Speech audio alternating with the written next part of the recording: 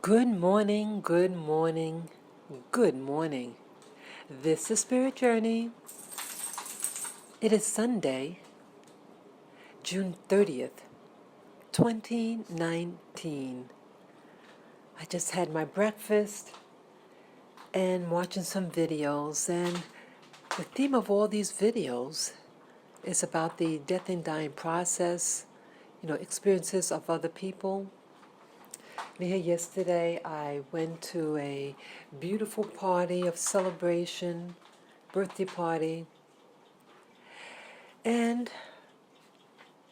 I was in discussion with how some family members are, and so I feel kind of receptive about certain topics.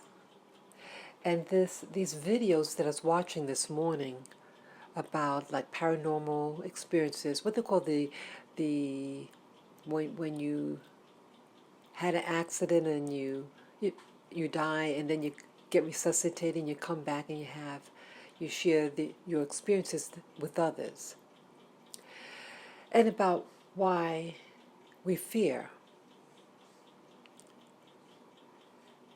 And so I remember even saying, I don't want to be alone at that time, that crossing over, and I don't want to be afraid. And then I started, today saying, after watching these videos, that why do we try to do things to prevent dying ultimately? It's this fear that we have about dying. And I think it's a mindset of why we feel that way. Because the fear of the unknown. Hollywood for me was a medium that teaches fear. It teaches you to fear natural occurrences of your own body. It teaches you, don't get connected to your body. Don't get connected with your higher self. Take all these supplements, all these things, do this, do that. Hey, jog 10 miles a day, and you'll live forever in this body. Well, I'm in my 50s, and my body does not feel the same as when I was, let's say, 15 years old. My body's different, and I'm thinking differently. And it's ultimately that time is going to come one day. And I'm thinking, I want to have a different attitude. See, we get afraid because we're told, oh, you better be good enough. You got to be good enough. Oh, you go to church. Oh, you got to give your tithe. Oh, it's like it's by works. But it doesn't change the reality of death. The only thing what religion did was, on the other side, you're promised certain things. So it's a mindset about what happens after. We cannot prevent the death process itself, but we could modify the outcome while in death. Can we? See, it's all about what you think. I think it's important for me to know what really is death, what's on the other side, and why should I be afraid? See, I'm experiencing things these days. When I wake up in the morning, and even today I saw like vision, as I often talk about upon awakening and keeping my eyes closed and experiencing these visual things. And again, I saw with my eyes closed that I'm looking upward and I'm in like a dome-like structure. It had these frames, and it's a like a tapered dome-shaped thing, and the frame is kind of like some solid structure. It's somewhat ornate a little bit, And I'm looking up, and then these little crystal-like white substances, like a little bubble-like crystals. It almost reminds me of this new cloth that I bought. It had sequences, and it's a whitish color, and it's a small round sequences. It sort of reminded me of that, actually. But I notice when I see that particular vision, because I've seen this many times, I keep on getting the impression that there is something beyond this conscious realm that I experience in the daily normal life that I have.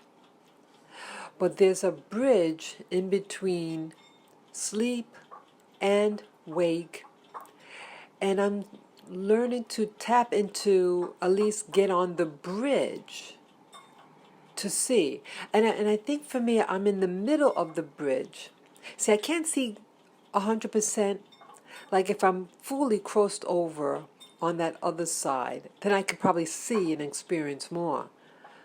But the closer I'm in this reality, it's very faint, hazy. Someone doesn't want me to see that. That's my impression. Something doesn't want me to see, and it wants me to see something else. It wants me to stay in this realm. It does not want me to see this dome facility, this thing that it seems like I'm within it. There is another reality. Something that has control over my consciousness and wants to keep me in this one. And I think when we sleep, that we travel, our consciousness travels to this other place. These videos that I watched today, they talked about when someone had a near-death experience and they were in this other place and it was very idealistic, very beautiful, and they didn't want to leave. I've had dreams something like that. It wasn't. It was it was a dream, but the dream had a physiological effect over me. It was like my solar plexus started activating.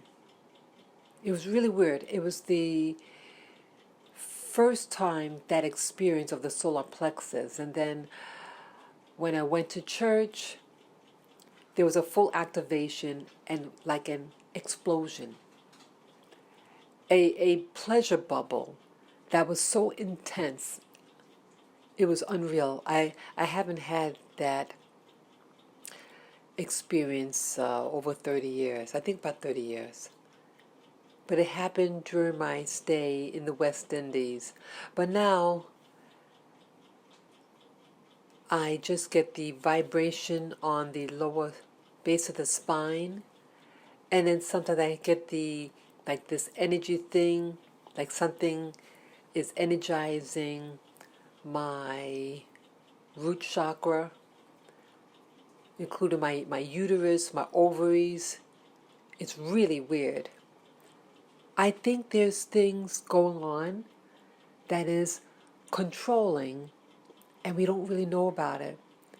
They mentioned in these videos you have people who had visitations from deceased ones, people who they knew that had died, and they were getting visitations. See, there's an awareness. I don't know whether these are just deceiving spirits, but the fact that it's even doing that, let's say it is a deceiving spirit, why even come over and waste your breath and talk to this person and comfort them? Why? Still, there's something going on. Why are they coming? What happens when you cross over? Are they there? What do they do to you? What can they do to you? This is just food for thought. I want to stand on top of it. I don't want to be afraid. What life brings me. I want to stand my ground, stand in confidence, and embrace the life that I do have, and to ask the necessary questions. So, this is just food for thought. I thank you all for listening. Take care and enjoy the rest of your day. I will. Bye-bye.